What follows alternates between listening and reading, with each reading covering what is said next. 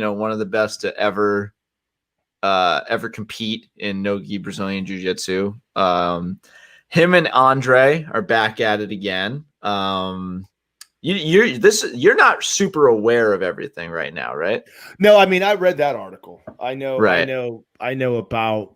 I mean, I obviously know the history, and I read the offer that Gordon put on the table, and then it appeared to be Galvao's reply.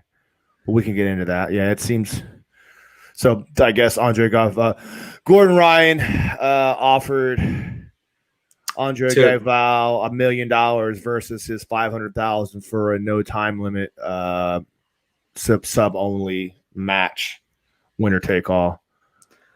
How badly do people want this to happen? I mean, I think that the entirety of the jiu-jitsu world would like to see this happen. But I also think that Galvao, I think the only one that doesn't really give a shit about it is Andre Galvao. And, kind of rightfully so, to tell you the truth. People can say whatever they want to about it. Just my opinion of it is Gordon Ryan 100% had the opportunity to meet Andre Galvao in the super fight of the ADCC finals if he would have beaten Felipe Pena when he had the opportunity to in the super fight in the year before. He lost that fight, so therefore Felipe Pena got the super fight, and Andre Galvao was like, hey, bro, like, I'm Andre Galvao. I'm on top of the world. You had an opportunity. You lost it, so you don't get to fight me. Andre Galvao's got a lot of money.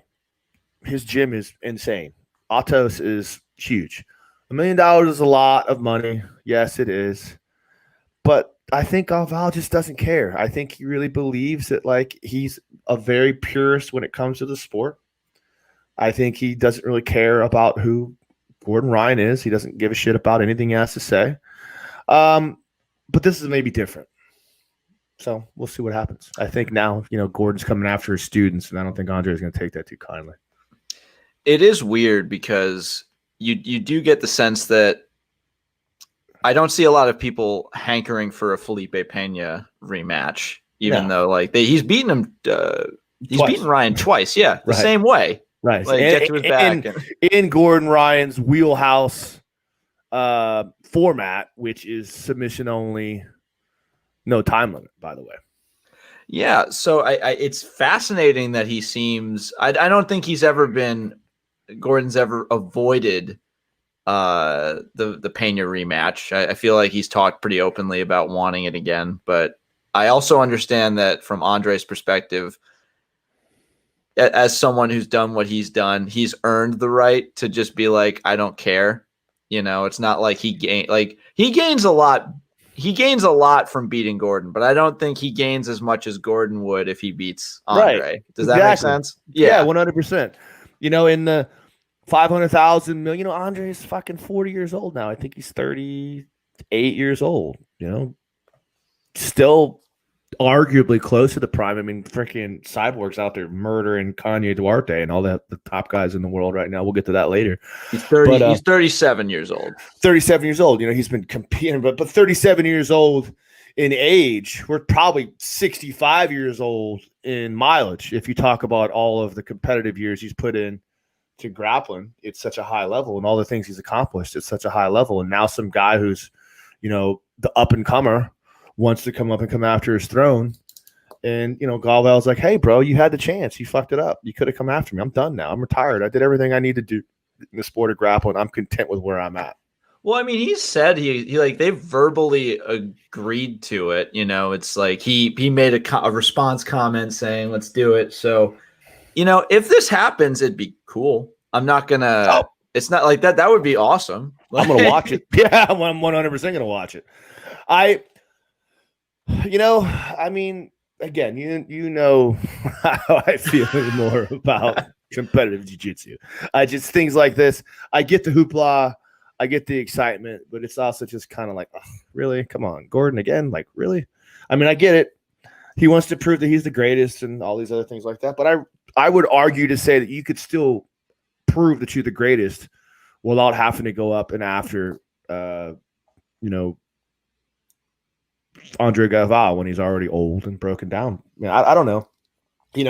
Knowing we can always argue who is greater, Muhammad Ali or Mike Tyson or Joe Louis, right? Even though they're never ever going to fight, we can always have an educated conversation. That's what makes athletics so great, and the fact that all three of those guys have admirable respect for one another. It's I don't know. It's distasteful as far as I'm concerned. Gordon Ryan being distasteful. Who would have? Who would have thought? You know, who the hell am I? That's what I always say. You know, in the world of in your face entertainment, you know, maybe you need things like this to shake things up. That's this, I guess. I mean, just purely in a vacuum, these two going at it, like it'd be incredible jiu-jitsu potentially. Like this would be two of the best to ever do it. Competing in a rule set that both are very dominant in. It's not like Andre's saying, put on the gi and we'll do it or anything. You know, he's not doing that. He's not going that route, as many people have with Gordon. He's like, I'll come at you where you live in no-gi submission. No-gi match, sub only, no time limit. So this could potentially, this could go on for hours too, which is great. Yeah, this could be a long time. It's Gordon will do whatever he wants to do. I think Gordon would fight him in any format. I don't necessarily think that this format is Andre Galvao's bread and butter. I mean, I think the format actually plays to Gordon's, strengths. I think in an ADCC match, ADCC rules 20-minute match, Andre is way more capable of defeating Gordon than in the submission only match. If they were hypothetically, but this could go either way.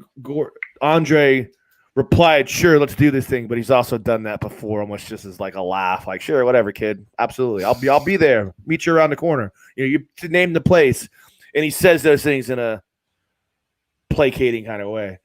But I think if they were going to have this match, which I will 100% watch because it's an amazing opportunity, greatness unfolding, and all that shit like that.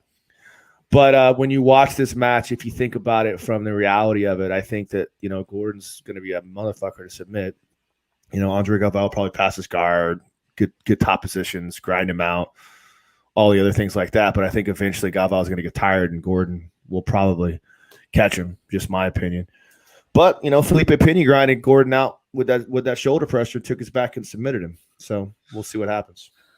Yeah, and I mean, the Henzo guys are not impossible to submit. We just Mason Fowler proved that at the last Submission Underground when he was able to tap Craig Jones in a very, very spectacular performance. We're looking to have him on the show sometime soon.